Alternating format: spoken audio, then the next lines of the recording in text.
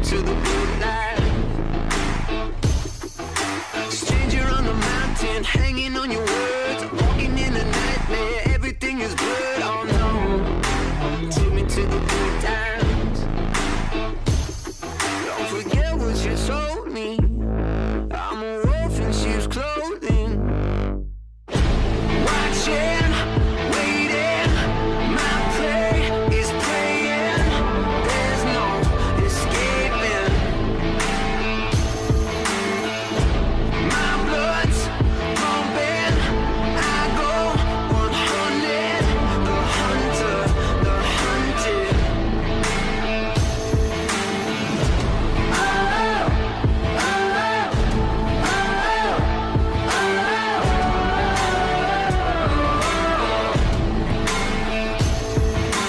Robbers in the spaceship, crashing through the air. Devils in the details, leopards in your hair. Oh no, I can see the future. Take another picture, drop it on your tongue. Let your body burn down, breathe it in your lungs. Oh no, take me to your leader. Don't forget what you told me. I'm a wolf in sheep's clothing. Watching, waiting, my prey is praying. There's no escaping. My blood's pumping. I go 100. The hunter, the hunted.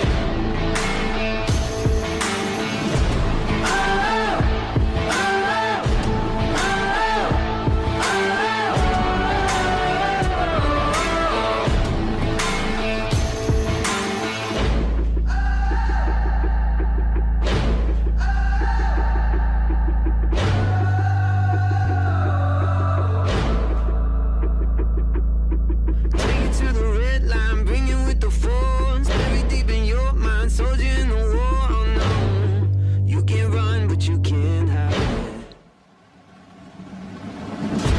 Watching, waiting, my prey is praying.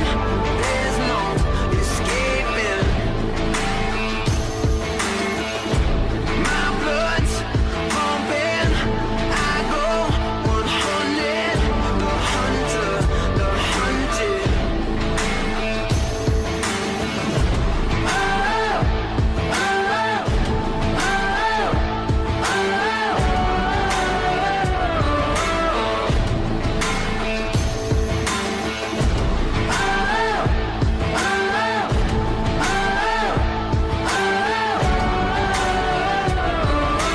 Welcome to the Dire Wolf Show, where we believe that America is exceptional and that our constitutional rights should never be infringed.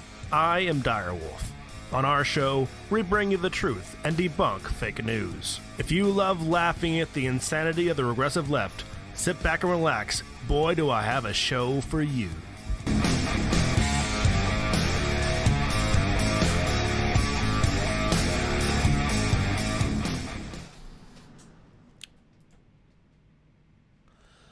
Welcome back, Wolf Pack. It is Fox Trevize here, all by myself again today. Was going to be here last night, but the story was a little bit deeper than I thought it was, so we moved it to tonight so that I have a little more time to research. Dire Wolf again sends his regrets, but he did want me to pass this along. Quote, definitely, that he's, quote, definitely not Q. That would be crazy to think that Dire Wolf is Q.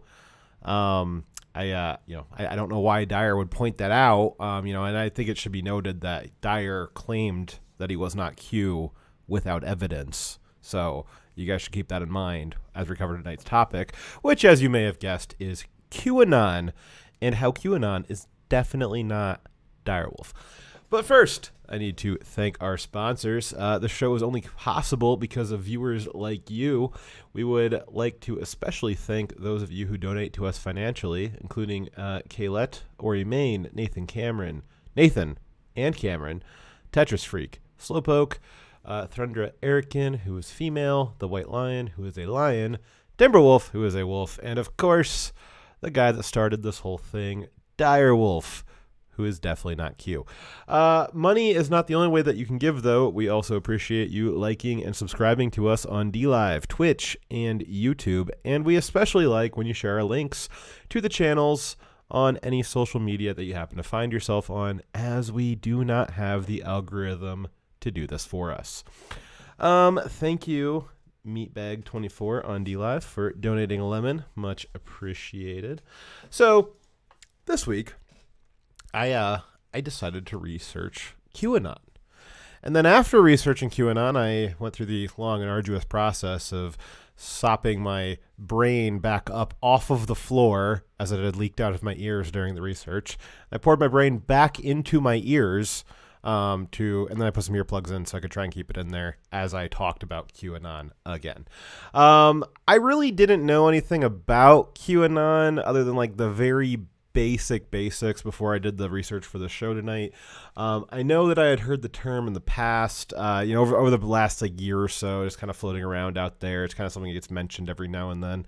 But along with basically everyone else who's not like deep in the conspiracy, I became much more aware of it over the last few weeks as the topic had been discussed more and more in the mainstream media as they had gotten a hold of it, and even to the point where they had asked Trump about QAnon, which kind of forced itself into the forefront. It's always interesting when 4chan manages to get something to actually show up in reality.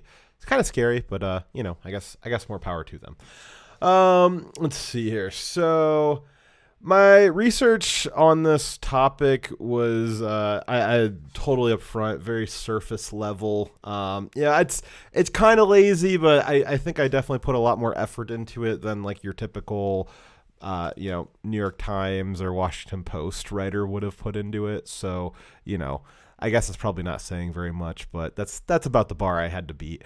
It's one of the other reasons, though, why maybe I didn't research this as well as I could have, is because you can't really just dip your toes into QAnon. We'll get into why. It's a really deep pool. Like, you can't, like, if you go deep, there's always deeper to go. And so what I was trying to do with this show was give everybody kind of a high level primer on what it is, and kind of more like the theory of QAnon, like as an organization or as like a movement or whatever you want to call it. Like, what is it, and like why is it relevant to now? We'll get into some of the lore that it has, and the efficacy of some of the claims that it makes as we go through the show here. But I know by no means is this meant to be a comprehensive understanding of what it is that QAnon is. I don't think that anybody has that other than maybe QAnon himself, who is, Q himself, there we go, or themselves, or herself, or definitely not Direwolf. Again, the one of the reasons why the QAnon conspiracy, which I guess I'm just going to call QAnon for right now. So I guess when I say QAnon, it's kind of like a pronoun. You'll have to kind of intuit what I'm saying, because I don't want to call it the QAnon conspiracy theory all night. It's just too much words. So QAnon relies on a lot of other conspiracy theories. So there's really high level ones, like high level ones, I mean, in like more accepted conspiracy theories. So things like, the Federal Reserve is kind of shady, or, the deep state, those are all kind of like well accepted, the military industrial complex, conspiracy theories, but they're kind of true. And it's kind of, a lot of people think, I kind of think that's what's going on. And then you got some deeper ones that are like secret space programs and, lizard people and all that kind of stuff, which is, admittedly less, more exciting, but less accepted than, perhaps saying that the Fed is controlling us, which I think is pretty well accepted. So that's one of the reasons why, again, like I said, I can't deep dive on the whole thing, because to deep dive on the entire QAnon would be to deep dive on most conspiracy theories, which is, I think that's part of the allure of QAnon, is that it's something that I think makes it a little bit fun. I know I like a good conspiracy theory, but something that wraps them all together with a nice little bow into a singular package. I think that's one of the reasons why it's gained so much traction with people who enjoy conspiracy theories or tend to believe them. Let's see here. So, yep. So basically what I wanted, like I said, I just share with you guys what I found. Again, one of the reasons why we're doing this is it's been coming up more and more in, mainstream media. Actually, CNN just put out another article about QAnon and the fires in California. They put out an article about that like a few hours ago. So it's becoming more relevant just in the sense that the media is talking about it, and the media is talking about it with the intent to smear Trump. And one of the reasons why they're using it to smear Trump is because the media is suggesting that QAnon is dangerous. And so what I wanted to do is I don't take the media's word for it when they say that something's dangerous. I think that we've all made that mistake at least once in our lives, and it's just become more and more obvious when the media says that something is dangerous, especially in the realm of Orange Man.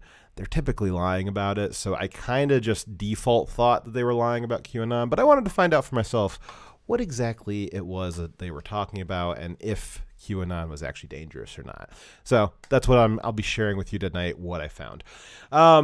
What QAnon literally is a series of about 5,000 posts on a message board called 4chan. Also, I think some of them are on 8chan. And these posts started in October 2017. So that's what like QAnon literally is. It's those posts is like the foundational material for the conspiracy. The movement is a little bit different. How would I describe the movement is a little bit different depending on who you ask. Because my awareness of QAnon increased as the mainstream media started picking it up, I thought I would start there. So I'm going to go through, if you were to ask the media, what is QAnon? I want to go through what they say it is. And then we'll kind of go through what QAnon people say that it is. And then I'll go through what I think it is. So, let's see here. So, from the mainstream media perspective, most of the mainstream articles discussing QAnon, they start out by trying to describe what QAnon is. And most of them have basically the same tagline. I would guess that they probably are getting it from the same source. They've kind of coordinated on it, which I guess, I don't know, maybe it's just... Maybe they're just all the same. They lined up because it is what it is. But most of them start off with describing QAnon as a group of people that believe that President Trump is fighting a secret group of pedophiles and sex traffickers inside the government. The tone of most of the articles, and I read several from a lot of different sources, tried to aggregate them. Again, they were all kind of the same article, which you tend to get a lot lately, in the last 5 or 10 years, probably in the last 5 years. If there's an event that happened, you can go to 5 or 6 different news sites, and their articles about that event will be almost word for word the same. And I think a lot of that comes from they just source stuff out of the AP, or they're getting stuff from freelance writers, and they're all just using the same one and kind of tweaking it. That's basically all the media is these days. So a lot of these articles about what is QAnon from various media sites, it's not really, you're not getting 7 different legacy media outlets all doing independent research on it. Realistically, maybe 1 or 2 of them actually did a little bit of research, and they did it in a heavily biased way, and then they all just copied off of each other. It would be lovely if we lived in a world where there was actually every single media agency was doing independent research on it, because maybe then we could actually find out what the truth is. Wouldn't that be crazy? But that's not how the modern world works. But most of the articles tend to, after they describe what QAnon is, which, that sounds pretty great, right? So a group of people that believe that Trump is fighting. So Trump is fighting a secret group of pedophiles and sex traffickers. That sounds pretty great. That I mean, what's wrong with that? What could possibly be wrong with that? Whether it's a conspiracy or true, I mean, that's a pretty good conspiracy. I could kind of get behind that. I mean, yeah, it sounds a little fantastical, but most of the articles from the legacy media will frame this either dismissively, which I do understand that, or what has been happening recently is that they've been framing this as a bad thing. That somehow it's a bad thing that Trump would be maybe fighting pedophiles inside the government. I don't know how. Well, I used to not know how they could possibly get away with like why they would frame it like that. But after this whole cuties fiasco, I now understand that if this is a true conspiracy, a lot of the pedophiles are probably in the media. And even if it's not a conspiracy and no one's fighting them, I think the pedophiles are still in the media. So whenever somebody talks about fighting them, the media gets kind of, ooh, they must be talking about us, which, we'll get into that in a little bit. Let's see. So I've also heard it said that the movement, from various media sources, I'm actually remembering in particular Ben Shapiro said it, that there was some suggestion that the QAnon movement was anti-Semitic. I have not actually been able to find any examples of anti-Semitism in the QAnon source material. Now, because QAnon is so heavily based on 4chan, 4chan is very anti-Semitic. Like it just is. And so by the nature of QAnon having been born and is sourced from 4chan, there is a lot of noise that is anti-Semitic, but within the Q posts, so again, like I said, what QAnon literally is it is a series of message board posts on 4chan and 8chan, although I think it's mostly on 4chan. And way those sites work is you can go there and anonymously post stuff. Like you can make up your own user ID, but like you don't get usernames like you would on like Facebook or Twitter. And so somebody has been posting for the last 2 years, or I guess 2.5 years now. And they've been tagging it Q, and that's where all these Q posts come from, is everybody's decided that this Q person is posting these things and they're describing, I guess this secret war that Trump has with the pedophiles. So somebody has put together a database of all the Q posts. Of course they did. It was 4chan. And you can search it. So I wanted to go see if there's any anti-Semitism in the actual source material. And if you search the word Jew, out of about, like I said, about 5,000 posts, there's only 6 posts that come back with the word Jew, and 3 of them is just like Jew was part of another word, like jewelry or something. 2 of the articles, or 2 of the posts had links to articles highlighting anti-Semitic attacks against Jews. So I don't really think that was, like, it wasn't framing these as like a good thing. It was framing them as like, hey, like this is a bad thing. So then the last post just cited that Chelsea Clinton's husband is Jewish. So I don't think of the source material really supports an anti-Semitic movement. Maybe the 4chan adherents are. I think it just kind of for whatever it is, that's just kind of goes with the flow of what 4chan is, unfortunately. One of the things we'll go through here in a little bit is that while Q originates from 4chan, the actual movement is mostly off of 4chan. And we'll get through kind of how the information moves around from 4chan into social media and then into like the mainstream media, I guess. It's a little bit interesting, and I got some ideas as to what I think is going on here, and I'll give you a little spoiler alert right now. I do not think that this is a real thing. Obviously, the movement's real. Like people do believe the conspiracy, but like, is Trump literally having like satanic battles with having battles with like satanic pedophiles and the government as like a civil war, like a coup kind of a thing? I don't think so. We'll go through that. Yeah, Trump is probably doing good things, and yes, there is a lot of movement lately with various government agencies and law enforcement going after pedophiles, which is great. But I do not think that in the way that QAnon purports the Civil War is going on, I do not believe that is happening. But we'll get into that later. I'm kind of skipping ahead here. So more on is QAnon anti-Semitic. So I searched for Israel because that would usually be another avenue for talking about anti-Semitism. Again, I didn't read every single QAnon post. Also, they're kind of incoherent to read, which I'll get into. So when I searched for Israel, there were several posts that popped up. I think there was about 9 of them that popped up. Most of them were just talking about events that Israel, like world events that Israel was involved in, like current events at the time. So it was like sharing links to different things that were going on in the Middle East at the time that the post was made. And so it was just, it wasn't really saying one way or the other. It was just, linking to information about Israel. I think it was just kind of a coincidental that it was Israel.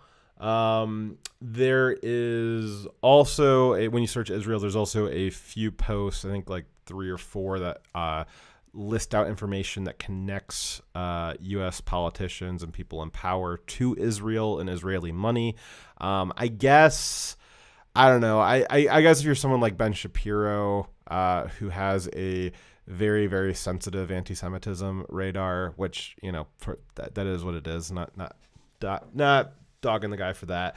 But I don't, in my mind, I don't think that just pointing out that like Israel pays a lot of money to U.S. politicians and that's a little bit corrupt. I don't think that really meets the barrier of anti-Semitism. I think it's just, hey, I would kind of prefer if my U.S. politicians weren't getting paid off by foreign, I guess alliances or people that are in precarious or nations that are in precarious positions connected to our military action. I would kind of maybe like our political leaders to be making those military decisions without getting paid off by countries in those areas. But, it's a little bit sensitive to talk about, I guess. So I guess maybe if that's what people want to consider to be anti-Semitic, I don't think so. So like I said, the source material, I do not think that it supports anti-Semitism. So when people are saying that QAnon's anti-Semitic, I don't think that the posts are.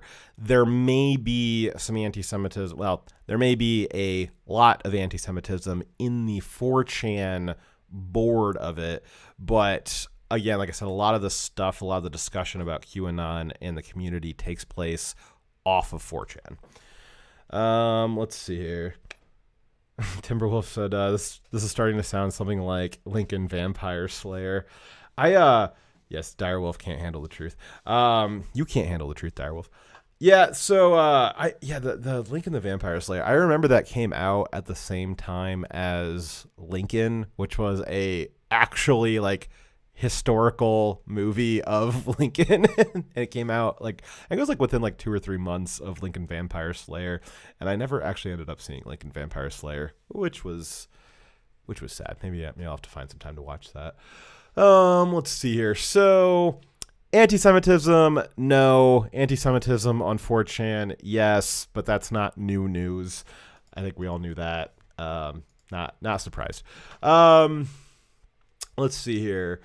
The other reason why it is possibly linked to anti-Semitism is because, like I said, QAnon is tied to a lot of other conspiracy theories, and a lot of your more basic, not basic in a sense, but like not basic in a sense that it's like, easy to grasp, but like your more core conspiracy theories from which other conspiracy theories spring, are usually about shadowy organizations, kind of controlling the strings of power and controlling the world over centuries. You got stuff like the Freemasons. There's a lot of other conspiracy theories that spring from Freemasons. There's a lot of conspiracy theories that spring from the Illuminati. So when you look at those kind of core ones, where it's the big shadowy organizations controlling the world, a lot of those do bleed off into anti-Semitism. There's a lot of discussion about, like Jewish money and like the Federal Reserve and that sort of stuff. And so that could be one of the reasons why people are trying to say or link QAnon with anti-Semitism, is just because it's associated or like draws from these other conspiracy theories that do have rooted anti-Semitism in them, or as a theme for how some people view them or think about them. But in general, I don't think that QAnon itself is anti-Semitism. I don't think that it meets that threshold. Maybe bits and pieces of it do, but like holistically, I don't think it does. I don't know. I could be wrong on that, but from what I can see, it seems very circumstantial. That it's very it could be anti-Semitic adjacent, but I think a lot of things are considered anti-Semitic adjacent. Like, I mean, just, again, just condemning Israel for like doing something stupid in the Middle East that kind of disrupted our position there. Like, that's usually considered anti-Semitic. So, there is certainly anti-Semitic things in the world. I don't think QAnon is like the biggest risk right now. I really don't. Let's see here. So, the media has alleged heavily that QAnon is dangerous. This was a big theme the past few weeks. Many outlets had articles and segments questioning, quote, why won't Trump condemn QAnon? Which kind of begs the question, why should Trump condemn QAnon? Is there a reason that QAnon is condemnable? What is the problem with it? Has QAnon done anything bad? Other than support the Orange Man, of course. I mean, it's the mainstream media is in the Democrat Party, which, I guess I repeat myself. The idea that there is a conspiracy theory that Trump is good, that just cannot stand. It must be bad. There must be something wrong with it. And so there's a lot of thought in the media just default Orange Man is bad. QAnon likes Orange Man. Therefore, QAnon must also be bad. And anything that's bad, Trump needs to condemn it.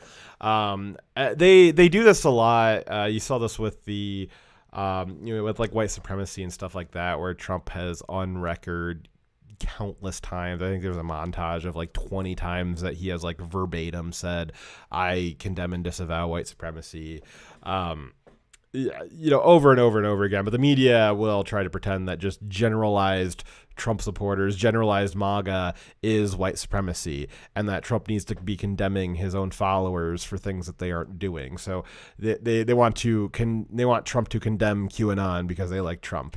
And that's worthy of condemnation in itself. They want MAGA people to be condemned because they like Trump. That is condemnation. That is condemnation worthy on its own, just liking Trump. And then they use things like white supremacy to kind of launder in why should they be condemned. Basically, all these articles, one of the things that they cite to, other than just that they like Trump, which again, how dare they? One of the things that they cite as a reason why QAnon is allegedly dangerous is an FBI report. Now, you can read all of these articles and see what they had to say about this FBI report, but I wanted to see what the actual FBI report said. And the FBI report kind of does say that QAnon is dangerous, but there's some caveats with that. So again, I went back and actually read the FBI report. I didn't just take the word for it from the articles. And I think that the articles, I think that the FBI report, I think that the conclusion is quite a bit of a stretch already just within the FBI report. And then the media took that stretch and stretched it even further into like QAnon is like a clear and present danger and Trump needs to be condemning it immediately. So basically what this FBI report was it was released last year. It was August 2019. And it wasn't about QAnon in particular. It was really just about conspiracy theories. And it was a report that was trying to analyze a link between extremist action or mainly extremist violence and conspiracy theories. Conspiracy theories of all kinds, not just Q. They were even looking at they were looking at basically everything. The one I remember was HAARP, which is the supposed weather control system up in Alaska, which we all know that the weather control system's in Texas, guys. It's not in Alaska.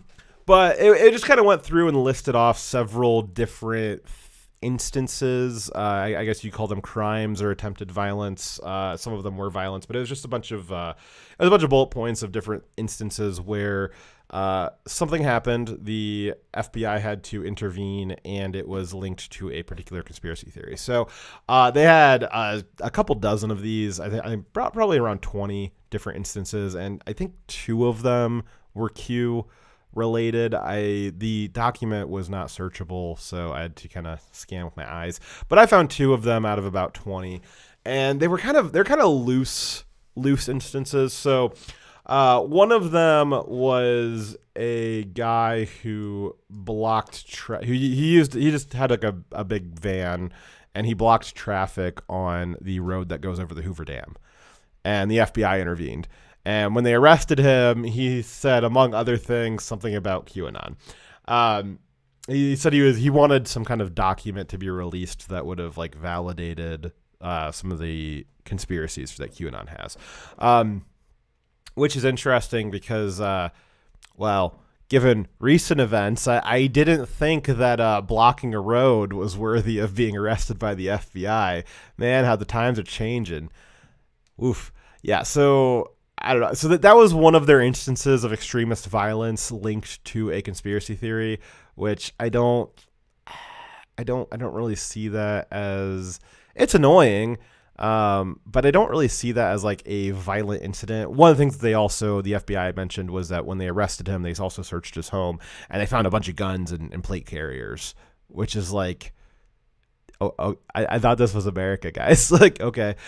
So apparently if you are arrested for peacefully protesting by blocking a road, and the FBI will go to your house, find all your guns and plate carriers, and then now you end up in an FBI report.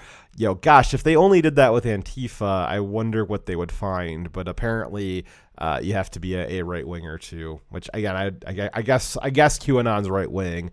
We found this out. Actually, it's funny. We found this out with Cuties this week. Was that being anti-pedophile is a extreme right wing position? To which I say, okay, if you guys want to concede that position. So that was story one from the FBI report that the media is basing their assumption that QAnon is dangerous on, which I think is a very loose link. I don't really think that rises to the level of what I would consider extremist violence related to a conspiracy theory. The second instance was it was kind of like Pizzagate, but like Wild West. We had a group of Arizonians who were trespassing on private property. They were very heavily armed and were also decked out in body armor. And they were searching for trafficked kids, trying to find a warehouse. When they were all arrested, among other things, they also mentioned QAnon. Again, a big part of QAnon is the pedophilia. So, and what I mean by that is that Trump is part of a group that is actively fighting satanic pedophiles, is part of the conspiracy. So people who ascribe to QAnon think that there are satanic pedophiles out there that need to be hunted down, which probably not wrong about that. Again, so one of the things that we'll get into when we go through some of the lore of QAnon is that there's a lot of stuff that is true.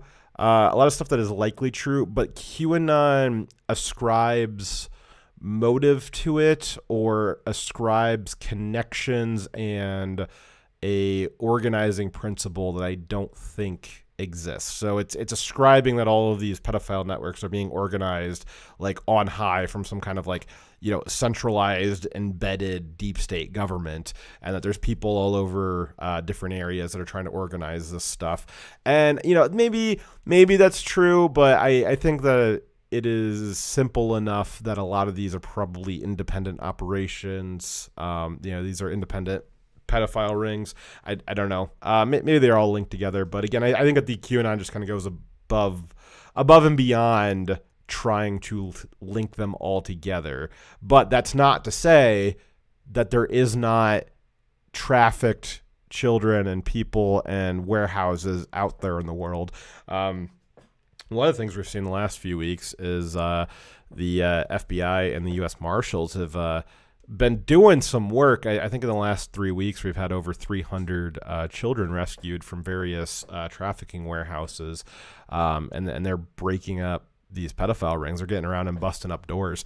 We'll get into that in a little bit as I kind of get into, again, what the things that, as I get into later, the things that QAnon proposes and what lines up with reality and what doesn't, and what I think might be overinterpretations or underinterpreting something. But there is weird stuff going on in the world. Like, just because QAnon's a conspiracy theory that there's pedophiles out there, that doesn't mean that there's not pedophiles out there. That doesn't mean that there isn't warehouses of trafficked children out in the world to find. Like, they are out there. Clearly they are out there. So, like I said, QAnon can have aspects to it that are true, that are verifiably true, but it can also go beyond and propose links and connections that are not found in evidence.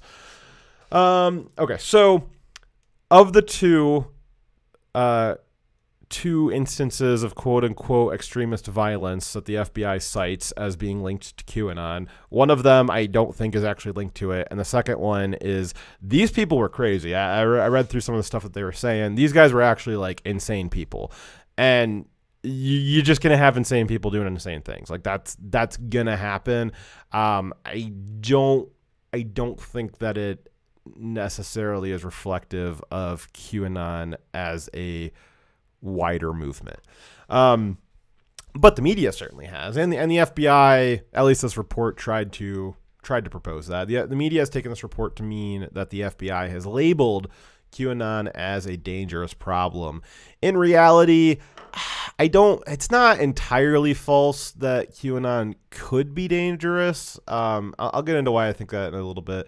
But the report that the FBI had, it essentially was warning that all conspiracy theories could lead to radicalization and extremism, which, if I'm being really generous, maybe that's true. But I think that the FBI document was not well justified. The conclusion was not well justified. So again, the FBI's proposal was that conspiracy theories can be a motivating factor leading to radicalization and extremism.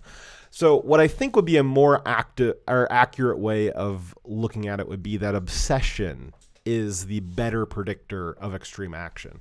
I love me some conspiracy theories. We don't talk about it a lot on the show because we're not really a conspiracy theory channel, although maybe we are tonight.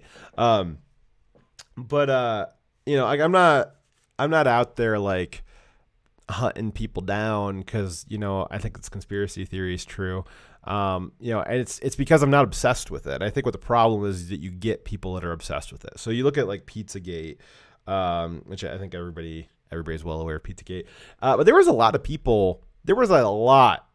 people that believed in Pizzagate, and only one person went and actually did something about it. And I think it was because he was overly obsessed with it, probably had a personality and or call it mental defect that made him more susceptible to thinking that was a good idea.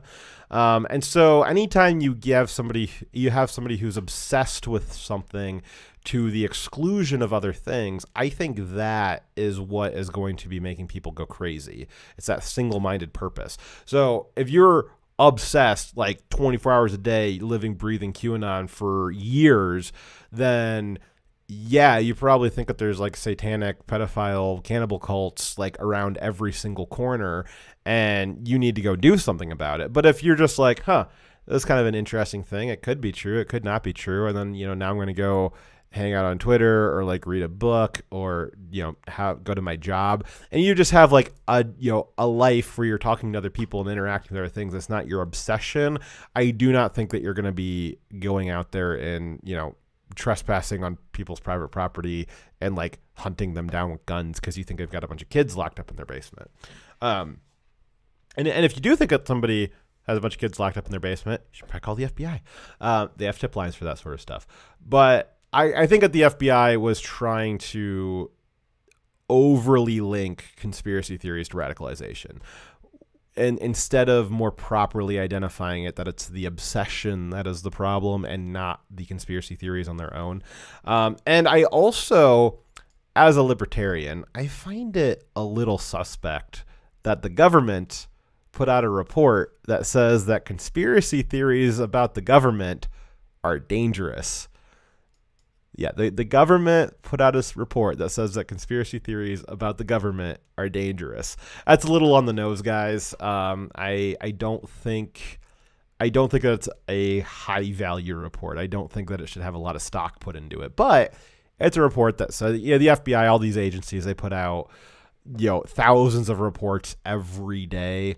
And the media just kind of cherry picks the ones that say the stuff that they like to hear. And this one happened to be one of those where it was just, again, it had a conclusion that was kind of right, but it was missing something. And yeah, again, it's a little suspect when the government says, hey, it's dangerous to be proposing that the government is doing these things.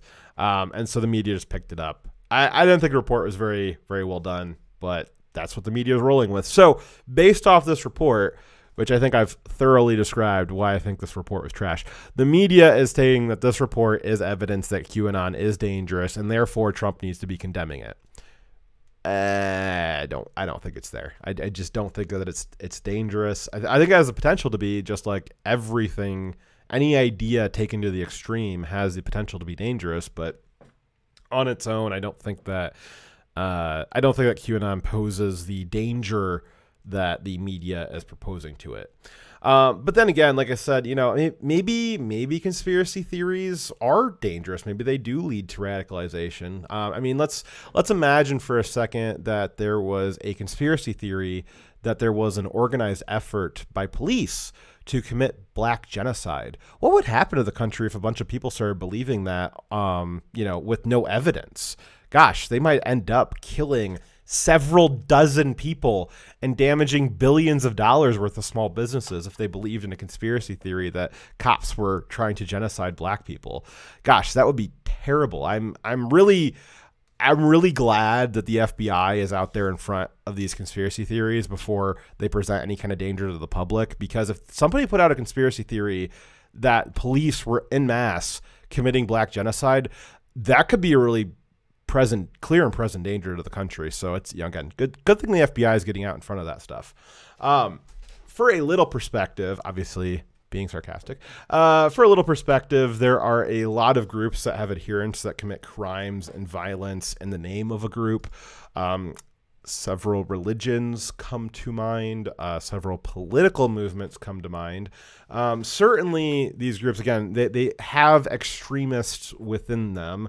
It is debatable as to if some of them have ideologies and teachings that would encourage the extremism and the violence. Certainly, these groups have had a lot more than 2 or 3 incidents like the FBI has cited that QAnon has, but they are still widely accepted. That's not to excuse the actions of these groups, but I am not going to pretend that QAnon is basically ISIS on the word of the media telling us that it's just a horrible thing that needs to be condemned, when that same media is also telling us that it's peaceful to burn business owners alive inside of their own shops in Minneapolis, that it's perfectly fine and acceptable and it's self-defense to hunt down Trump supporters for several blocks and execute them in the streets. It was just self-defense, guys. So obviously I'm talking about BLM here. QAnon has a very, very long way to go to catch up to BLM. If you just cut out everything from longer ago than 2 weeks that BLM has done, if you were just looking at the last 2 weeks, QAnon's entire history does not even come close to the types of things that BLM and its supporters have done. Certainly not the death, certainly not the destruction. So, this isn't a whataboutism, but it does. We do need to have a little bit of perspective here, that if there is 2 very, very loosely connected incidents that I don't even really, the one was not even really a crime. It was just a protest, I guess. That the media is going to use that to say QAnon is dangerous, and at the same time, BLM gets to literally run roughshod over whole cities, and again, kill 30 plus people burning business owners alive in their own shops, hunting down Trump supporters, actually hunting them for several blocks and then executing them in the streets. And the media has nothing to say about it. They're not digging up FBI reports talking about Antifa maybe being a terrorist organization. The Biden campaign, Biden himself, Kamala, all the Democrats, a bunch of the Democrat congressmen, none of them have been really pressed on having to condemn and disavow BLM. None of them have been asked to condemn or disavow the violence. They don't even really ascribe the violence to BLM. They've actually got their own conspiracy theory that BLM doesn't actually engage in any violence. It's all just white supremacists, doing, they're doing psyops. They're pretending to be Antifa. They're pretending to be BLM, and they're the ones burning down all the businesses, even though that's verifiably true. So again, little perspective. Is QAnon dangerous? Objectively, no. As it stands. Is it anywhere close to as dangerous as BLM? No. Is anything? I mean, geez, even radical Islam at this point, is not as dangerous. Your day-to-day life, radical Islam is not anywhere close to what BLM is right now. Your risk of being injured or killed by BLM is far, far higher right now than dying in some kind of jihad attack. I mean, just think about that. And the media loves it. They got the support of they got the support of all of corporate America and the support of the Democrat Party. Just fantastic. And QAnon, somebody blocks a road and now Trump's got to condemn and disavow it. Okay, so that's what the media says. That's what the FBI says, or what the media is basing what they're saying on. What does QAnon say about themselves? Let's see here. So we're in chat here real quick. Dyer says, complaining about Russia or China funding political campaigns is okay, but Israel giving money to candidates is bad because reasons. Yeah, of course, Dyer. Triumvirate says... a lot of stuff about Israel and the Middle East. So it's almost like the government is conspiring against anti-government conspiracy theories. Yeah, it's almost like that. It's almost like, kind of like they don't like conspiracies that target them. That's very weird. Let's see here. So what if there was a conspiracy that all men in history of the world got together to create social structures to oppress women? Yeah, I'm actually a part of that. The gays are we're at the top of the patriarchy because we don't have a dog in the fight. So we just oppress women by nature of not being interested in them, which is the biggest slight that you can give a woman is to pay no attention to them. That has been my experience. So back to what do QAnon say about themselves? So we just went through what the media says about them. Obviously, the media says a lot more about them. Mostly, actually, that's maybe a little bit of an exaggeration. The media does not dive very deep into QAnon. It's mostly QAnon likes Trump bad, therefore QAnon bad. FBI very weakly says that QAnon bad, therefore QAnon bad. Because the media is not meant to challenge the government reporting. The media is meant to reinforce and propagandize the government reporting. If we had an actual free press, or a press that enjoyed freedom or was defending freedom, that maybe they would take that FBI report and kind of tear it apart a little bit. But no, they just re-parrot it right back out. So we don't do that here on Direwolf Media, though. So QAnon, what they say about themselves is a little more detailed. But it also varies quite a bit. Like I said, QAnon is linked to a lot of different conspiracy theories. There's this kind of almost comedic web of hundreds of conspiracy theories. It's linked to the JFK assassination, which is linked to a whole bunch of other stuff. Like I said, it's linked to the secret space program that we supposedly have, which basically, I don't want to get into all that stuff. There's a lot of stuff that he gets into. It's really crazy stuff. So there's a lot of people that have been interested in these conspiracy theories for a long time, and now QAnon kind of puts some frosting on that cake. It lights the candle, and it lets these people who had these pre-existing, I would call them expertise in these other conspiracy theories, now they can be a very active part of QAnon because they've added to the lore, and you've got people that are experts in certain parts of the conspiracy now talking to people who were experts in different parts, and they're kind of trying to come together because QAnon brings them all together under one conspiracy theory. So because of that, though, you have some disagreement as to what is going on. So what QAnon would say about themselves kind of depends on who you're talking to. I've watched videos from several different QAnon, I guess you call them leaders or the influencers.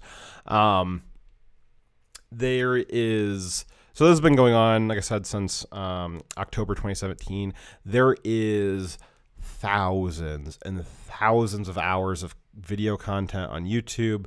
There is just volumes and volumes of posts and pages and discussions on various social media. It's way too much. And again, like I said, all of it links out to other conspiracies that have been going on for decades and also have equally large amounts of content about them. So just scratching the surface here when I went through and watched a couple of videos from these guys. And I think I made that clear already. This isn't a comprehensive deep dive. I don't think it's possible to have a comprehensive deep dive. Let's see here. Basically, though, the gist of what QAnon would say about themselves is rather similar to the high-level description that the media gave them. Like I said, again, basically Trump is leading. He's one of the leaders of a covert civil war within the deep state that is, kind of the forces of good fighting the satanic pedophiles and cannibals. The cannibalism thing is based on the baddies using child hormones to create some kind of anti-aging serum. There's a little bit of debate as to how that works or what's going on there. That I know. I recognize that from Alex Jones, who I used to enjoy his conspiracy content back in the day. I know that he has a big thing about the elites having some kind of anti-aging serum and a kind of parallel hyper-advanced medical technology that's based on using body parts and children. So it's kind of, like I said, that's one of the things where it's kind of picking up on these pre-existing things. But that's where the cannibalism thing comes from. Now, again, I guess disclaimer, me explaining this to you, like I'm explaining to you what they think. This isn't like Direwolf Media endorsing that Nancy Pelosi is probably eating children to keep herself young, because if you look at her, she's clearly not keeping herself young. If it is true, it's not working. Let's see here. So there are, like I said, there's QAnons that have some disagreements within the community as to how to interpret various things. So there's the source material, which is a QAnon post, which are still ongoing today. There's actually several updates, like within the last hour, of Q was posting on 4chan. Various things that were going on today. That was actually what one of the CNN articles that was released a few hours ago was covering, is that Q was reposting and linking to some of the articles and police documentation of people that were caught setting fires being linked with Antifa and BLM. And so Q is reposting those, putting some cryptic messages in there, kind of saying, hey, check this out, guys. And so then CNN wrote an article saying dangerous QAnon supporters are saying that Antifa's starting fires, even though he was just linking to articles that said that Antifa was starting fires. So that's kind of the general thing that the media has done with Trump, is that Trump will read something in the media, like for instance, hey, hydroxychloroquine has promising trial results, and then Trump will be like, I was reading the other day that there's this new drug called hydroxychloroquine, and it looks like it's got some promising results for COVID. And then the media will report, Trump suggests people inject bleach in themselves. Actually, I just saw this again today. I think it was the Washington Post. They put out an article saying, I kid you not, I should really look it up. Maybe somebody wants to look this up for me. But the title of the article was basically along the lines of the blood plasma treatment for COVID looks promising until Trump politicized it. It was like, what does Trump politicizing it have to do with the efficacy of a treatment or not? It either works or it doesn't work. What's it got to do with Trump politicizing or not? He's just talking about it. You guys are the ones that have politicized it. The media has. You saw this with Kamala Harris was saying, well, I think that Trump's going to rush out the vaccine, and I'm not going to take anything that Trump says is safe. I'm going to have to hear it from the FDA that it's safe. Because like in Kamala's like 70 IQ brain, she thinks that Trump would be the one like testing and designing and approving a COVID vaccine, and that he would have any influence on it whatsoever if it was released or not. And that the FDA would not also be giving it a mark of approval. It's just absolutely insane. But they do this with Q. So, like I said, Q was linking to articles that were made yesterday and earlier today that there was, I think there was 2 or 3 incidents where people were arrested, allegedly setting fires and allegedly associated with BLM. Q links to these. The media then picks that up and says they're alleging that this thing that the media already said happened, they're alleging that happened, and that's bad for some reason. It's so meta these days. It's hard to like describe. It's just it's so ridiculous. Let's see here. So when Q posts stuff, it's kind of written in like this like cryptic quatrain, like Nostradamus's quatrains about the future predictions. It's very kind of cryptic or shorthand, which I'll go into a little bit more breakdown on that later.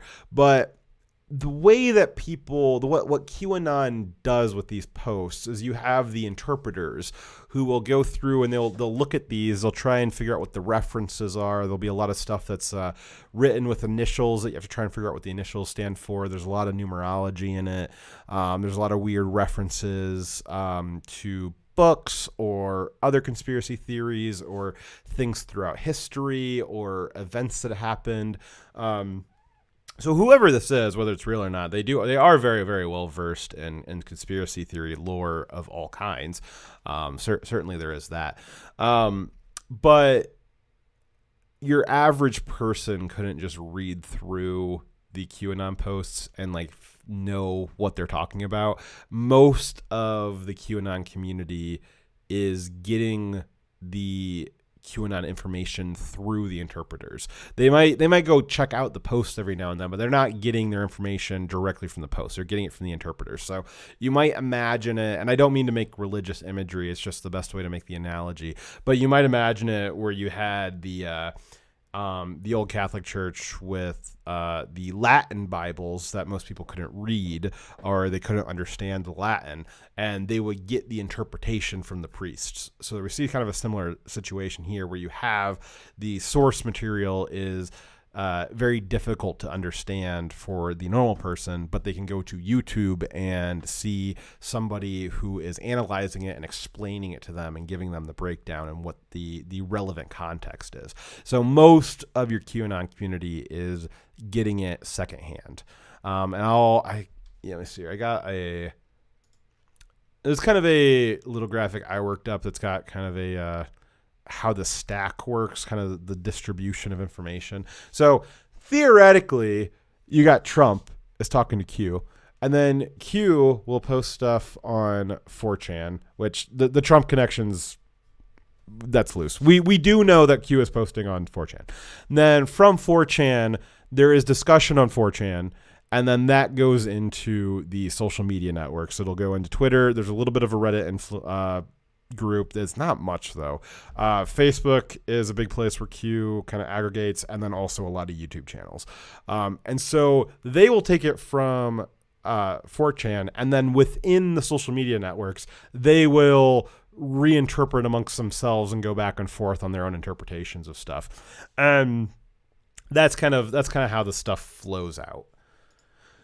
Let's see here. So again, though, going through what QAnon says about themselves, generally they are in universal agreement even though they've got their own disagreements within like certain things, generally the agreement is that that Trump is the good guy, and that without Trump, or if Trump doesn't get reelected, then the satanic pedos will continue to rule the world secretly forever, which is pretty big stakes, Trump-sized stakes, you might say.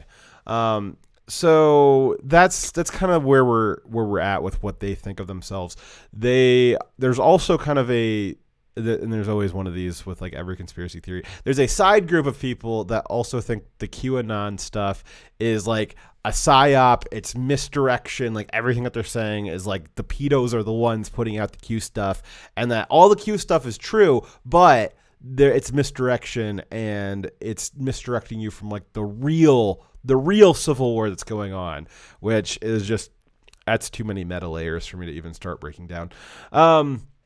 The following points that I'll go through are some of the Q lore. So there's kind of like this whole like universe of like lore around what this civil war, this deep state civil war looks like, which is all very interesting.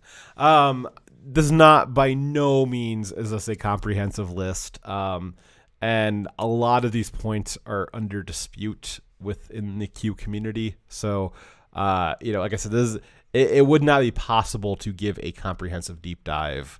The only way to have a comprehensive deep dive is to just get in there yourself and do all the research for hours and hours and hours and try to not have your brain melt out of your head. So Q lore. So the person Q, which they don't know if it's one person or a group of people, a whole bunch of other stuff, but what Q posts as though he is a person, like a single person. And a lot of people have ascribed to him a male gender, though I'm not sure that is confirmed. So he has claimed that he has Q level clearance, and that is how he is aware of all of these deep state activities and the shadow civil war that is going on. Now, does Q clearance exist? So Dyer, as you guys know, is in the military, and so I assume that he knew some stuff about clearance levels. So I asked Dyer about Q clearance, and he said that there is no such clearance level as Q. But guys, that was misdirection. Direwolf lied to me. There is actually level Q clearance. We'll get to that in a second. But the better question is, why would Dyer lie to me? Is it possible that he didn't know that there was Q level clearance? Or is it more likely that he did know and he was just trying to misdirect me? Because really, Direwolf is Q. Is Direwolf Q? I don't know, guys. I'm not suggesting anything. I'm just asking questions. And the question you should be asking yourself is, have you ever seen Direwolf and Q in the same room together? I know I sure haven't. And you got to ask yourself, why is that? Why is that? All that aside, so Q clearance does actually exist. The reason Dyer didn't know about it is because Q clearance is not in the military. It's not a level under the DoD. It is a level within the Department of Energy. So it's on the civilian side of classifications. And excuse me. I did confirm this by going directly to energy.gov. So unless energy.gov was like hacked or something, like they do have. It is like the Department of Energy. It is the official government website, and they do have descriptions of the various clearance levels, and Q is a type of top secret clearance. So within the DoD, which is the type of clearances that Dyer would be familiar with, you've got secret and top secret, and there's some other kind of mid-level ones in there. Under the civilian branches, so like the Department of Energy, for instance, they also have secret and top secret, but they have modifiers that can also be going along with them. So Q is a modifier to top secret. So you can have top secret clearance, and then you don't have access to Q stuff. But if you have top secret Q clearance, which modifies your top secret, now you've got access to more stuff. So that's why Dyer didn't know about it. Or Dyer is trying to lie to us. I don't know. You'll have to decide. Let's see here. So this is similar to the classifications that the DoD would have, that the military would have. It's just in the civilian silo. It's the same kind of levels. Like they have equivalencies, but it's just in different branches between the military side and the civilian side. Now the Department of Energy, on the surface, that doesn't actually sound like very sexy of a agency to be a part of. So Q, if he has Q level clearance, he could only have Q level clearance in the Department of Energy, which, that doesn't sound like, okay, why would that be? Why would the Department of Energy be involved in the Civil War?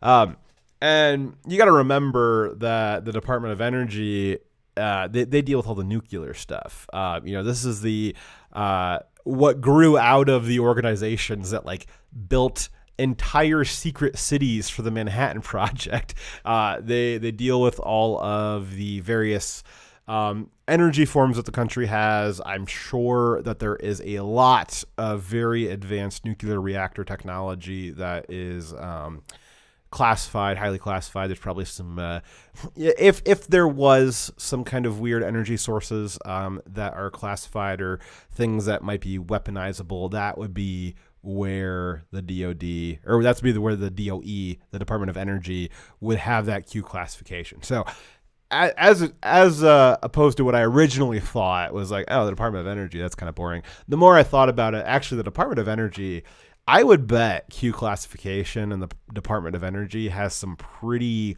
interesting stuff in it. I would say that that's probably one of the more sexy classifications to have outside of the military. 'Cause I'm sure the military's got a lot of cool stuff, but I would say that the coolest stuff that you could get to on the civilian side, other than like, crazy programs that the NSA probably has, would probably be the Department of Energy. I would say that they probably have some pretty interesting stuff there.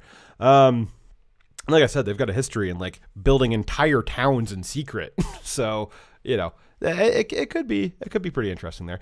So another part of the QAnon conspiracy, though, which makes sense that it would be tied in with the Department of Energy. Again, this is part of the lore.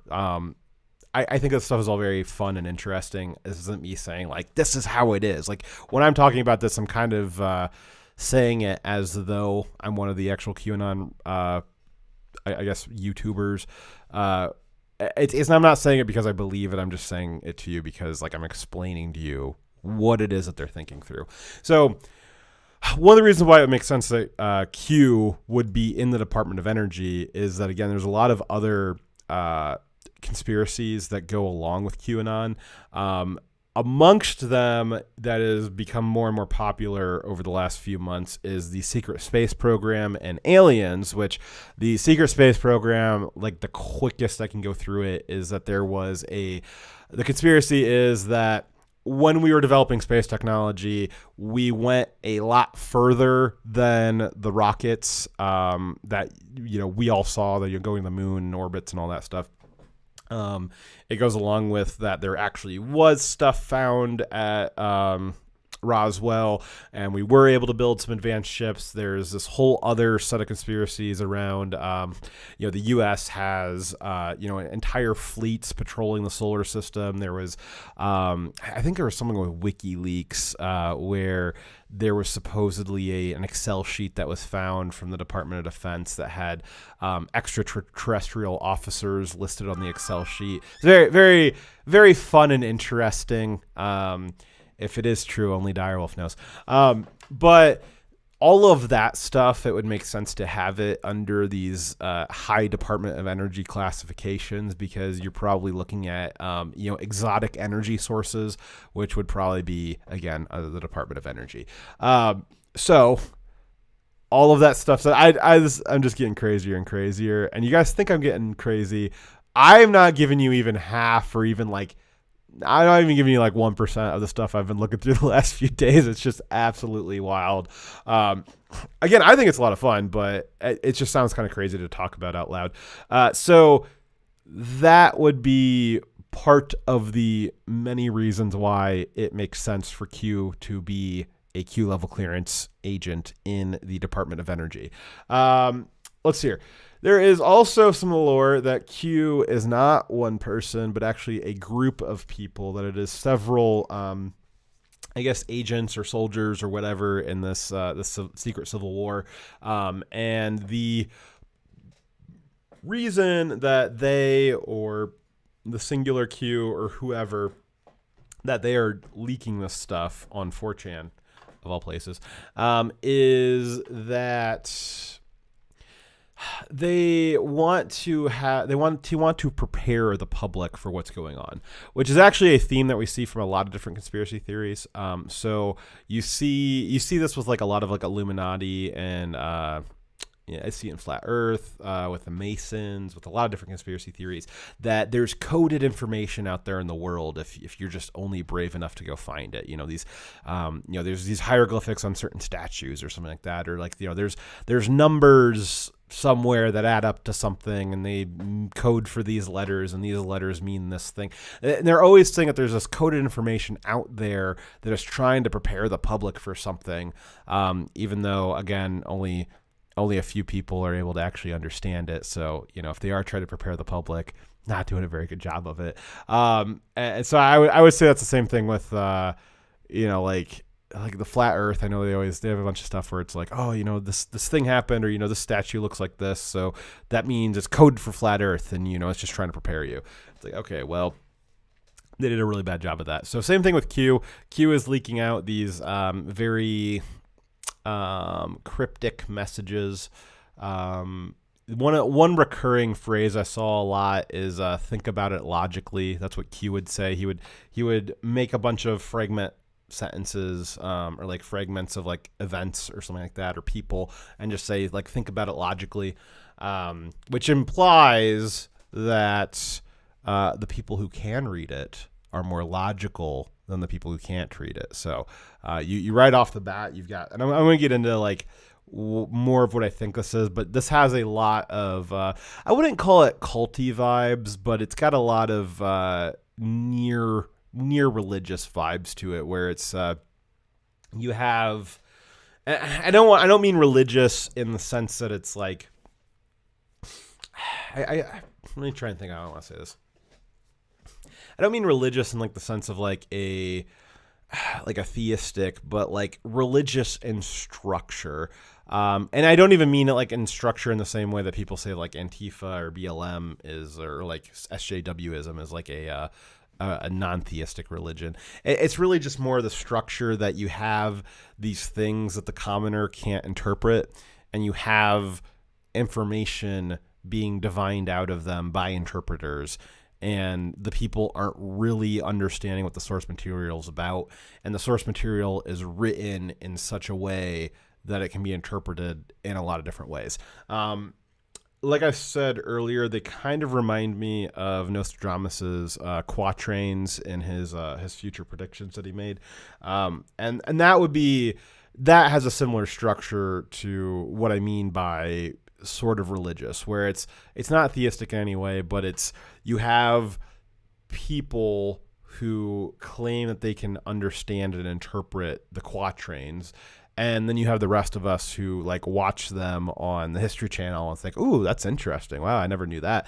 But we can't, if we were to go read them, we can't actually read them. And what that allows for is, more likely, is that these are people who are not actually able to read them in the way that they're claiming. They're just kind of making up their own thing. They're kind of charlatans type of a thing. And I think there's kind of a similar thing going on with Q. But, who knows? Could be real. There's another theory that Q is a singular person, and that he is actually JFK Jr., who the rest of us remembered having died in a plane accident in the mid to late 90s. But the QAnon conspiracy, and there's really big debate in this in the community, but one of the theories is that Q is JFK Jr., who faked his death in the 90s. He just made it look like he crashed in an airplane, and he faked his death so that he could more easily fight the pedos, because he made himself look like he was dead, so they would never see him coming. Because certainly I don't know what JFK Jr. looks like, but I'm assuming that most people in Congress would probably recognize him. So, but if he faked his death, you just never see him coming. This is actually part of a longer standing theory that QAnon also has picked up, but this theory existed way before QAnon did. That JFK the regular one that was assassinated, the president one, that he was assassinated because he was about to reveal that the deep state was controlling America. Now, there is an infinite number of conspiracies as to why JFK was killed, why he was assassinated. But one of them is that JFK was about to reveal something pretty big about the deep state controlling America. And that gets you into a big web of Illuminati, Freemasons, New World Order, et cetera, et cetera, et cetera, all that stuff. But that is one of the reasons why JFK Jr. gets linked in with this. They have a lot of, the QAnon have a lot of admiration for JFK, which I think he was a great guy too. I do think he was about to do something that the deep state, the powers that be, were not happy with, but I don't know if they assassinated him for it. Let's see here. So another bit of QAnon lore, which is a really fun one, especially with some recent updates that we had this week. The Mueller probe was a cover. And that Mueller wasn't actually investigating Trump, but he launched the probe so that he could help Trump. There's actually part of the QAnon lore is that the whole Russia thing wasn't actually created by the Democrats as a impeachment hoax, but they think, again, this isn't all of them, but there's like one of the factions within QAnon. They think that Trump purposefully seeded information that made it look like he was colluding with Russia to trick the Democrats into launching the Russia probe, which would then get them to have Mueller do the investigation, do the Mueller probe. And then that way Mueller would have a reason that he could actually work with Trump, and he could meet with Trump more often without anybody being suspicious of it, and that during the Mueller probe, Mueller was actually helping Trump investigate the pedos. Now, given that Mueller never met with Trump during the investigation for like 2 years, that's not really it's kind of an elaborate cover to have had the Mueller probe so that Mueller could more easily talk to Trump when they never actually met during the probe. So that's a little bit shaky. And we kind of knew that information at the time QAnon was born. So I'm not sure why they thought that was good lore to put into this. But, you know, I'm not QAnon, so I don't know why they decided to do that. Also, the Rube Goldberg machine of Trump seeding Russia information during the election to have the Democrats pick up on it, to have them launch an impeachment investigation, to have them select Mueller. That's a pretty big stretch. But, you know, give me just a second, guys.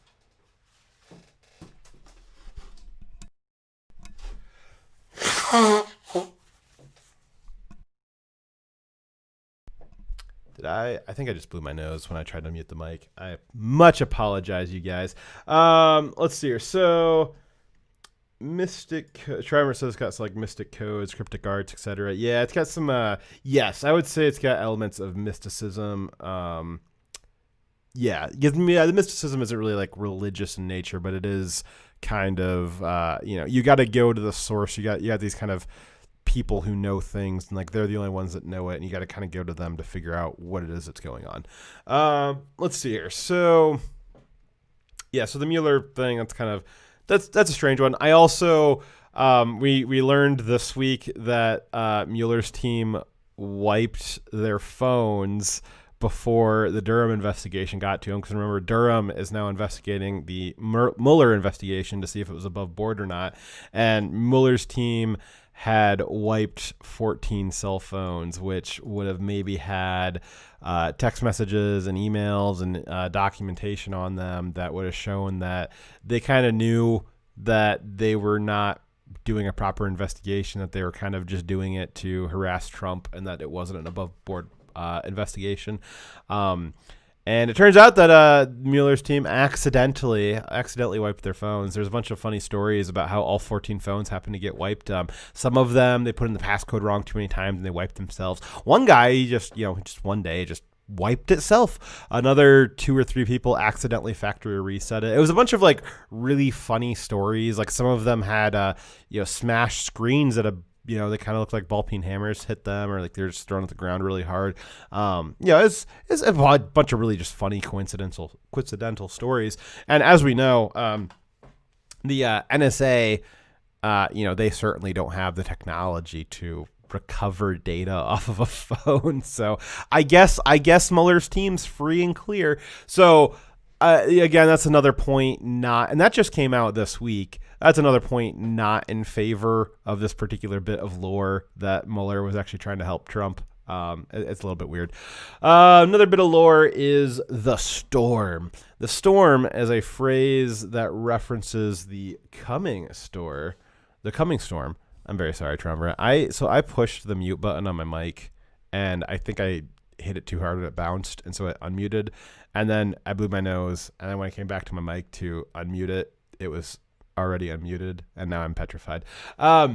So the storm, like I said, a phrase that references the coming storm of indictments, whereby it is alleged that there will be mass indictments, thousands and thousands of arrests of powerful people that will be outed as pedophiles and cannibals. And there's also the icing on top that they will possibly be sent to Guantanamo Bay, that there'll be several thousand high-profile elites throughout Hollywood, the media, the government, tech and business that will be arrested and sent to Guantanamo Bay, which I would love to see that. I don't think it's going to happen, though. There was a point where Trump was doing some kind of press event, but he said something about a storm coming, and the QAnon have really picked up on that phrase since then. Let's see here. So I already went through that part. There's a lot more stuff. I think that's kind of the basics that I got through. The more interesting parts I'm sure there's a lot of other lore that's a lot of fun to go through. I will probably continue researching this after the show because it seems like a lot of fun. I don't think it's super dangerous. I just think it's like any conspiracy. I love watching conspiracy stuff, putting it on the background, like reading through it. Don't necessarily believe it or whatever, but it's fun. I love stories. So I don't think it's real though. So one of the things that I think is going on is looking back at this chain, which pretend that Trump's not really there, because I don't think that Trump's actually feeding Q stuff, but in theory, Trump is feeding Q stuff. What I really think is going on is that Q is putting stuff out on whoever it is. It's probably a group of 4chan trolls who are having a good time.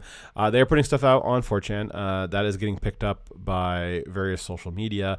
And then the analysis, the interpretation of the cryptic Q posts that is going on the message boards and on social media, that is whoever Q is watching that analysis, and then that is actually what they're using to reinform how they're going to be posting next. Now, that's not to say that Q has not posted some interesting stuff before. There's a lot of examples of predictions that he posted things before they happened. He said, this is going to happen, and then it happened. It was some simple stuff here and there. There is, however, a lot more examples of him posting things that were going to happen and then they never did happen. In fact, the very, very first Q post, the first one ever, said that Hillary Clinton was going to be arrested within the day. And that was back in October of 2017. And I think that if you guys remember back to October 2017, Hillary Clinton was not arrested. So, starting off not real hot there.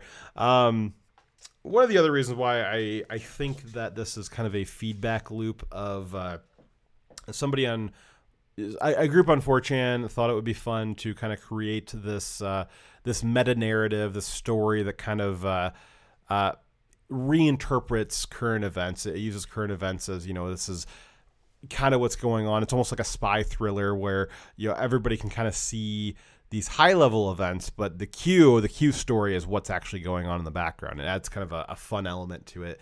And then they're just recycling. They're kind of looking through what is it that the fans, what are they looking for, and they're putting that back out there, and that's why they are getting some of the stuff wrong. Let's see here. So yeah, so the other reason why I don't think that it's that real is you look through the 4chan boards at your own peril. Certainly I need to go like wash off my computer after spending that much time on 4chan. But the Q posts are really just like every other part of 4chan, which is just people like screeching and memeing on stuff and a lot of anti-Semitic stuff. A lot of fun. And it kind of belays that this is supposedly like a serious battle. Like if you really thought that you were on the ground floor for somebody sharing with you, like, this is the battle, like the secret civil war of battling satanic pedo cults, you're gonna be wasting time like making like jokes and memes and like posting all kinds of crazy stuff, like swamping the message boards.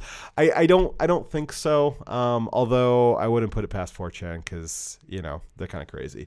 Like I said, this all really looks like a funnish meta narrative.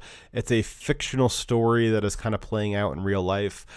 Real life is just really probably not this interesting, but it does seem kind of fun in a way that if this was true, it would certainly be a lot more of an interesting life. Another hallmark of 4chan and conspiracy theories in general is the idea that you have some kind of special knowledge that very few people have. I think that this is something that's most pronounced in the flat earth communities, where people, the flat earthers kind of think they're special because they've got this information that no one else has. And it gives them purpose and meaning in their life, and it lets them finally feel like they're above you normies because they know the truth and you're just too blind to see it. And it gives them this special feeling. And so a lot of conspiracy theories, there's a little bit of an aspect to it, maybe more or less for certain conspiracy theories. I think you see this in religion a lot too. There's certainly a lot of people who have genuine religious feelings, but there's a lot of people out there who are kind of like, I'm better than you because I found Jesus kind of a thing. And it's just this idea that they have something that you don't have. They know a truth that you can't see, and that makes them better than you. And so that I certainly think plays in a little bit into the QAnon stuff, where there's probably a lot of people who don't believe it, but they think it's fun. People who do believe it probably think, oh, wow, look at me. Like I know the special information that the normies don't know. I know something that the deep state doesn't want me to know. I know something that the pedos don't want me to know. And that's fun. I certainly enjoy knowing things that other people don't know. It does make me feel special at times. But for people who can't do that with genuine knowledge, they will tend to rely on conspiracy theories. And it's also fun to think that you're taking part in fighting a system that hates you, which is what a lot of people kind of think. They kind of think, okay, joining in with Q, I'm helping out Q by helping disseminate and interpret his words, and that's kind of what they want me to do, right? That's what we said earlier. One of the conspiracy theories is that, or part of the conspiracy theory is that Q is leaking this stuff out to try to prepare the public for what is happening. Let's see here.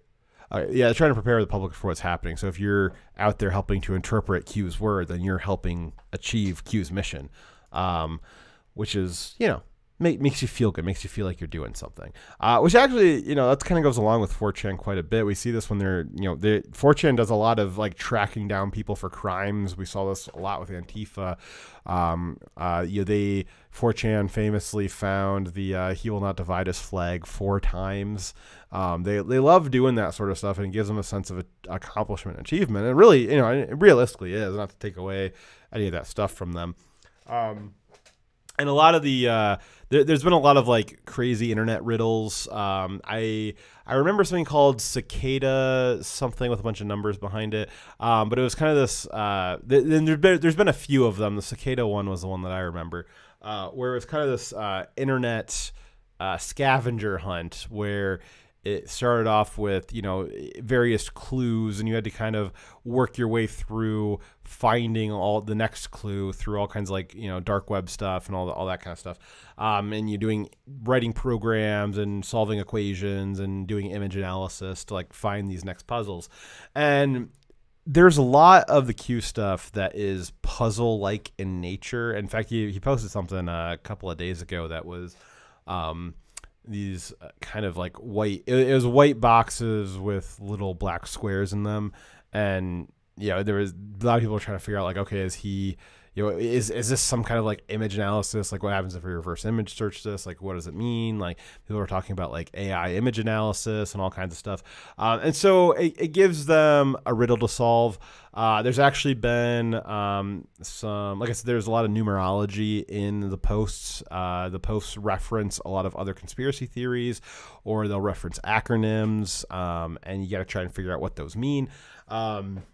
They found out that the posting ID that Q uses, he's used several of them, but they figured out that the posting ID actually is books that are on that are searchable. Google has kind of a library of books, and every library has ID numbers for the books. But if you put the posting ID that Q is using into the Google book search, it brings you back books that are relevant to what was being discussed. So there's this whole extra layer to it that people didn't even realize was going on.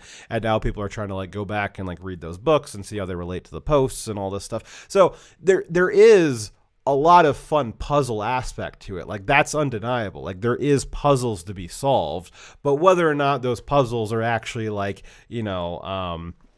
the national treasure kind of things where you're going to find, if you solve all the riddles, they're going to beam you up to the space station, and you're going to be part of the fight with the pedo, Nazi satanic people or whatever. I don't think that's what's going to happen, but certainly solving puzzles is a lot of fun, right? And it relies on a lot of existing conspiracy theories that are, that range from pretty ridiculous to, maybe kind of true. Like I said, I think that there's a lot of relatively true conspiracy theories about the banking system. There's a lot of relatively true conspiracy theories about the military-industrial complex, and there's a lot of very true conspiracy theories about big tech controlling stuff. And so you got a lot of people who were in these kind of scattered conspiracy communities, and now Q has found a way of bringing them all together, making puzzles that they can only solve together because each one only has certain parts of the references. And so it seems like a lot of fun. And that's one of the reasons why I think that this is more of a 4chan group that enjoys creating puzzles, enjoys watching people solve them, that has an eye for current events. Now, like I said, there is a few things that were, while there is a lot of stuff that was predicted that was false, that never happened, there was a few things that were predicted that did come to pass, which I haven't done enough verification on that to look at the timestamps to know for sure. But from what I've been told, there has been some things that were genuinely predictions. And so it is possible that Q is or knows somebody that's some kind of mid-level analyst at one of the 3-letter agencies. This is my opinion. Maybe they get a little bit advance notice on certain things the media won't pick up on for a few hours, and so they can kind of spin that into a post. And now they've got a little bit of a leg up on what the mainstream is going to be able to know. So it's possible there's something like that, but that doesn't necessarily require that they be Trump's #1 lieutenant in a secret civil war. It could just be, some, maybe mid-level analyst in the military or an analyst in the intelligence agencies, and, probably not legal for them to be doing this like this, probably a breach of national security. But, it is what it is. That probably is what's going on to the extent that they have this kind of advanced knowledge on certain things. Let's see here. So one other thing that I noticed personally, I'm sure somebody has talked about it. I didn't find anybody talking about it just because I've only scratched the surface on this. Like I said, there's a big database of all of the Q posts. And so I went through and read some of the first groups of them. And there is actually this very interesting evolution in the grammatical style. So what I noticed was it was more the more recent ones are very abbreviated. It'll be like it'll just say like the name of a congressperson and like the name of a country, and then like say something like banking, like think about it logically, or it'll reference a current event like bombing in Syria, like who financed it, and it'll like ask questions like that. One of them was about like the wall. It was why build the wall? What's it stopping? Who's it stopping? What can't function if the wall's there? Think about it logically. And it's trying to like get you to like think about like the different things that are going on. And so a lot of people on that particular one would pick up like, oh, it's probably stopping drug trafficking and MS-13 and all this stuff. So very blocky fragments is what it currently is. But the original few posts were much more regular sentence structure. They weren't as abbreviated. And he actually didn't even reference himself as Q for several weeks for the first few posts. And eventually, one of his posts talk about, and again, in a much more sentence structure, like complete sentences, describing that he was a Q level patriot, or was a Q classification or something like that, patriot. And that's where people figured out that he was Q clearance or whatever, and that's where the people figured out that he was probably in the Department of Energy and all this stuff. Certainly, whoever it is has a very, very high level working knowledge of how various government agencies work, which is why a lot of people think that there's at least some connection to people in the government agencies. Again, it doesn't necessarily mean that they're high level and any of this stuff is real. It could just be a mid-level analyst or somebody in the military who's had has to deal with these people on a regular basis, and so like they just generally have to be an expert in all of how these different organizations function with each other, and so they would know all this stuff. And then one of the reasons why it might be an analyst is just because they are very up to date on current events, and even a little bit before they happen. Let's see here. So the evolution of the grammatical style is over the first few months. Like I said, so it took a few weeks for them to say that they were Q. And then that's when they started signing it Q. And then, but before that, like the first 4 weeks of posting didn't have Q in it at all. So I'm not really sure how they linked it to Q. I think it was the user ID, but I'm not positive on that. And then over time, the grammatical structure got more truncated. And one of the things that I thought was the most interesting and probably the most telling is, like I said, I just scratched the surface on what kind of content there was to watch in this, but two of the videos that I watched, both times, it was two different things too. And it was from various times over the last 2 years. One of the interpreters, one of the lead interpreters, he said, it's interesting that Q brought this up. The community has been talking about it for a while now, and we were wondering if he was going to bring it up, and he finally brought it up. And the interpreters were taking that to mean that the community was on the right track. The analysis was correct, and that everyone was figuring out, this is actually what's happening. Whereas I would interpret that as whoever Q is watching the community and says, oh, well, they would like me to link in this conspiracy theory as well. So, I will give the fans what they want, and I will drop that on the next post. That's what I'm seeing. So it's not necessarily that it's true. It's that the community is speculating these things, and Q is saying, okay, I will throw you guys a bone, and you guys think this would be an interesting plot thread. I will make that the new plot thread, which, again, that happened twice in me watching 4 or 5 videos, which to me makes it seem like that happens a lot statistically. If I just happened upon 2 instances of it, I would imagine that happens quite often, which I would take to mean that it's not really a real thing. It's more of a fun game to play for whoever Q is. Like I said, clearly whoever's running this is very, very well, like, it's undeniable that they're very, very well versed in almost every conspiracy theory. They are very, very well versed in a lot of how the government structures work, and they're very, very up to date on current events. That sounds like a lot of fun. And what more fun, if you're into conspiracy theories, like, what more fun would there be than making your own conspiracy theory, right? So that's why, again, I think that this is kind of a game. We're kind of running through to the end here, getting close anyways. I like I said, I didn't do like a ton of research on this, like, as deeply as I possibly could have. I probably spent about 8 hours looking through all this stuff, and that's really just scratching the surface. And it's really about, 7 hours, 59 minutes more research than what somebody at the Washington Post might do. What I really see QAnon transforming into is, it seems to me very similar to the Boogaloo movement, in that you've got the actual Boogaloo boys who are loosely organized and have kind of ANCAP-like values, and they really don't mind seeing government fall to civil war. They might even be interested in accelerating it. And so you've got, I think, a similar thing on the Q side, where you have these diehards who really believe all this stuff, and they think that they're going to be, able to help it, and they think that, like, Trump's going to bring about, kind of like a second coming type of a thing, and he's really getting this stuff. And some of them have gone so far as to, like, actually go try to help out, I guess. Going and hunting down, kids in cages, all that stuff.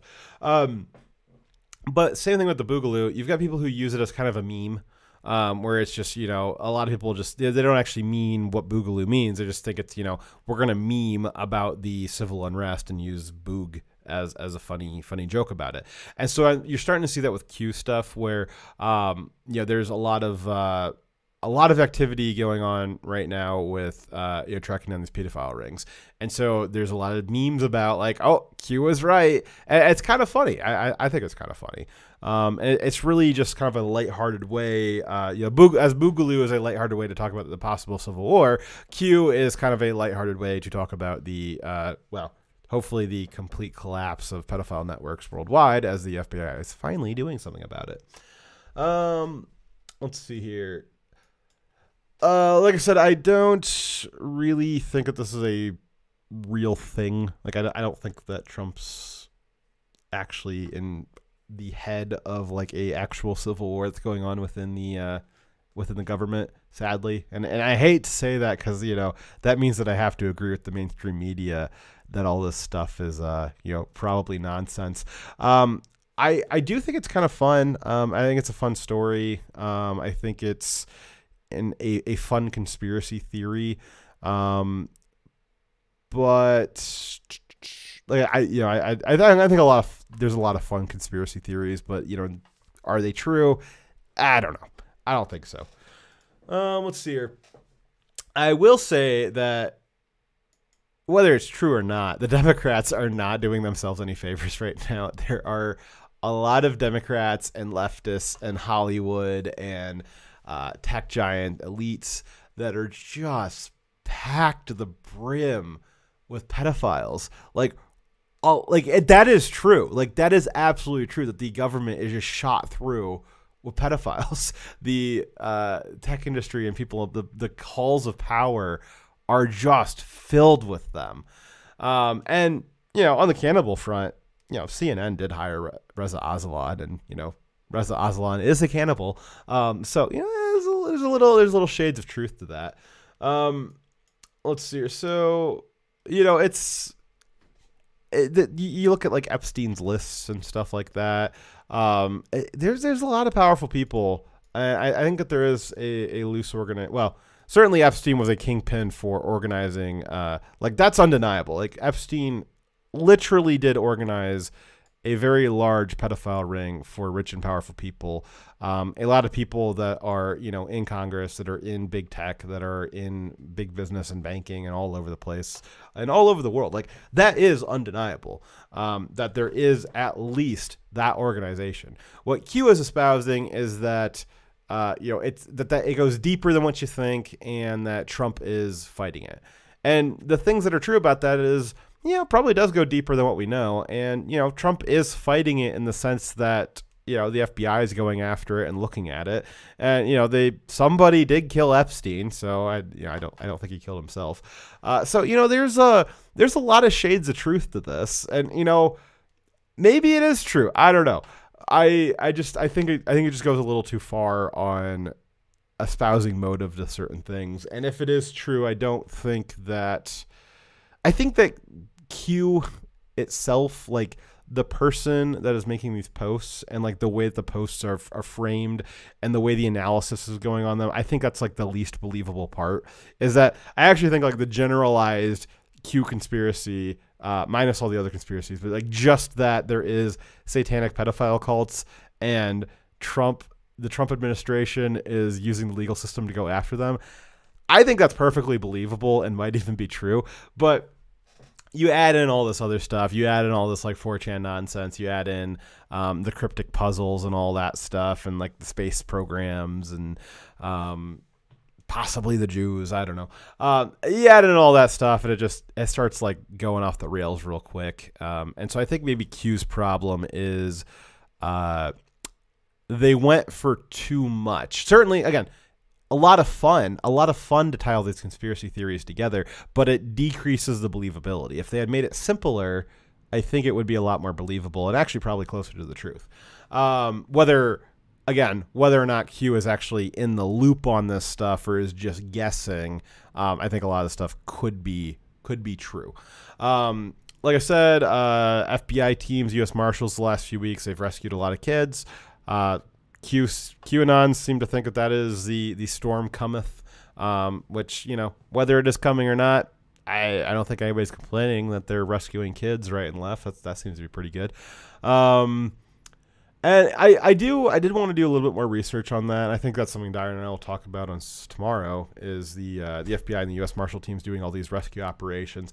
What I want to know is whether or not that's something that has been always happening. Is it common? Maybe it is. Maybe it's common that they rescue, several hundred kids per month, and maybe the media just doesn't boost it, and they're only boosting it now, for whatever reason. That happens sometimes where there'll be like a lot of stories of a certain category, and you're like, oh wow, like they're just getting to that now. Like that's cool that they did that, and you kind of look into it, and it's like, oh, they always do that. It's just usually not newsworthy. So I am inclined to believe, though, that it is kind of new that the FBI is rescuing kids at this number, like this many, all in one big go.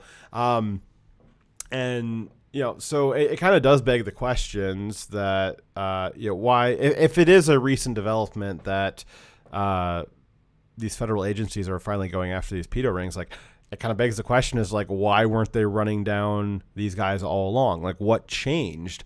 Like, what changed that they're finally rescuing hundreds of kids per week, if that really is the case? There's been some speculation that Ghislaine, whatever her name is, Maxwell, that she's been finally naming names in secret testimonies, which that none of that would be public. It's a conspiracy theory that she is, and conspiracy theory not in the sense that it's not true, but it's just a theory that she is having some kind of backdoor testimonies where she's letting the FBI know, like, hey, here's all of the places that we were procuring kids, like here's where all the networks are, and that's what's finally filling in the gaps that is allowing the FBI and the U.S. Marshals to go start kicking down doors.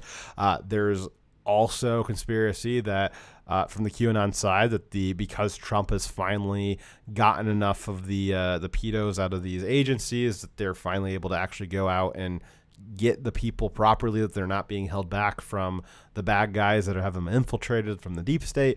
And then there's some conspiracy theories that these are all mixed together, that, it's all true. It's all true is what the conspiracy theory would be. And it could be. Again, like I said, I don't think that they're of the things that Q gets right. Like there certainly is a lot of pedos out there. I think this cuties thing, this cuties debacle really, really revealed a lot of them. Man, that was like, I mean, you couldn't have gotten more pedos to self-identify if you just said, hey, like, if you're a pedo, raise your hand. Like, no, it's just anybody defending this Cuties movie thing, and it is all over the place. It's really wild. I think that kind of goes to show, like, there is a lot of them out there. Now, are they all organized into like a big network? I don't know. That's what Q is proposing, but certainly Q is not wrong that there is a lot of them out there. I almost said people, but as we know, they're not people. And it does seem to be true that the Trump administration is going after them quite heavily. So that's true. I don't know. Some of it's true. Some of it's crazy. I don't know. Wrapping up here. Let's see. What's Direwolf got to say? If you make enough educated guesses, eventually you will get some right. Any people seem to forget that many you got wrong. Yeah. So what Dyer's saying is just people kind of forget. If you get something right, people forget that you got 10 things wrong before that. Which again, if you're, that's why I kind of think of it like the quatrains, where Nostradamus' quatrains were very broad, and it leaves them very open to interpretation as to what they meant. And a lot of people thought they were also coded for Nostradamus' contemporary events. And so that's kind of what you're seeing here, where they're kind of coded language, and it's kind of overly broad. There's a lot of ways to interpret it. And so if you see something happening, it's like, oh, it meant that. So now you kind of fill in your own blanks there. Ow. Hurt my hand somehow. So I don't think that it's dangerous to be ascribing to the QAnon conspiracy. Certainly anything is dangerous if you are going to go suit up with a rifle and body armor and hunt someone down. So regardless of what you believe in, if you're doing that, that's dangerous. But in general, I don't think that there's much harm in ascribing to QAnon. Certainly it's fun and interesting to look through. The media smears us for existing. So they think that just white people existing is a threat to, I guess, like minorities and like their power. They think that just being on the right, wearing a red hat, is a threat. They think that wearing a red hat is violence.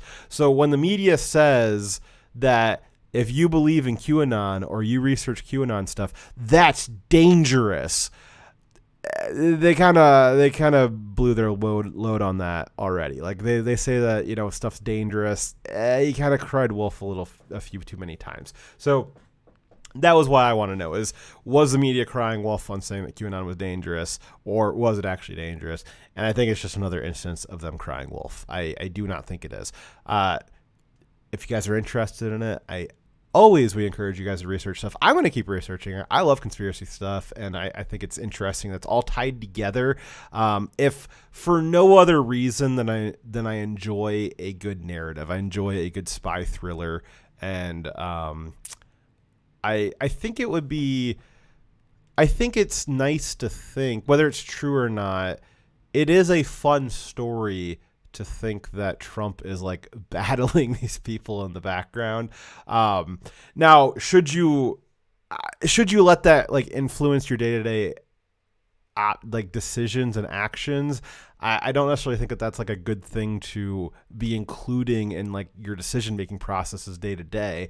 But again, is it a fun thing to believe? Yeah, sure. It was funny when they asked Trump about it. Trump, what do you think about the QAnon? Like, do you condemn this? And Trump said, what? It's a bunch of people who think that I'm fighting pedophiles and cannibals. Like, I mean, sure.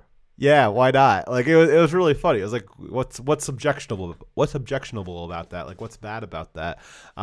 If Trump's not doing that, like, I think he should. Like, I think that, if QAnon isn't real, it'd be nice if it was real. It'd be nice if the executive branch was going after and hunting these people down. They certainly, as I said, they certainly exist out there. So if QAnon helps get that going, great. If it's a fun thing for Trump supporters to do, great.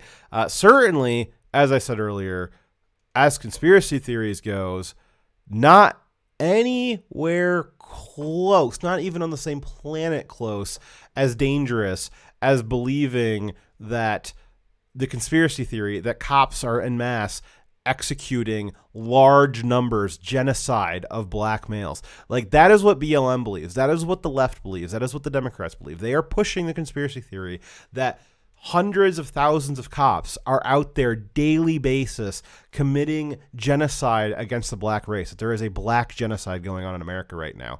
That is a dangerous conspiracy theory. That is what the left is pushing right now, and that conspiracy theory has resulted in very real billions of dollars of damage. It is very real 30-plus deaths, very real people going out hunting Trump supporters and assassinating them in the streets, very real business owners that have burned to death, been burned alive in their own shops. That is a dangerous conspiracy theory. But believing that Trump is fighting pedophiles in the background, I don't think that sounds very dangerous to me. So that's the show tonight, guys. I don't think I'll cover this topic again, unless something big happens. We might reference it every now and then. But that's probably the deepest dive that we will do for it on this channel. I encourage you guys to go around and look at some of the stuff. Again, if you like conspiracy theories, this one's a whopper. It's a fun one if you like conspiracy theories. Is it dangerous? No. Is the media always going to say anything you like is dangerous? Yes, they will. Will certain parts of the FBI and the government say that having an anti-government conspiracy theory, that's dangerous? Yes, they're always going to say that. It's a conflict of interest, but that doesn't necessarily mean that it's dangerous. If you guys do engage in it, don't be anti-Semitic. Don't do Jewish stuff. Don't do anti-Jew stuff on 4chan. That's not a great place to do it at.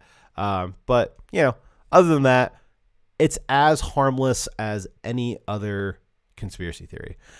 That's the show, guys. We will be back. Dyer will be back with me tomorrow. We'll be doing the Direwolf weekly news recap. We also have a little bit of a few announcements. We're going to be doing splitting up the channel to a new channel for the games to go on, and this channel will be more just the political streams. I will also potentially in the next month work to start trying to chop up our news recap streams into chunks for individual videos that are a little bit easier to share as we used to do. Have a good night, you too, Shadow. Thank you, Shadow Wolf. So I try and keep the channels a little bit better organized. We're still trying to figure out what that looks like. Trying to do meaningful changes that are easy to execute. But we'll talk about that tomorrow, and we'll let you guys know what that new channel is, so that you can get subscribed to it. But if at some point you're listening to this and you at some point in the future and you're like, I wonder why Dyer and Fox don't do games anymore, that's why they probably moved. If you're listening to this in the future. But either way, we will see you guys tomorrow. Thank you very much for joining me. Been a lot of fun. Direwolf is definitely not cute, guys. Definitely not. Trevize signing off.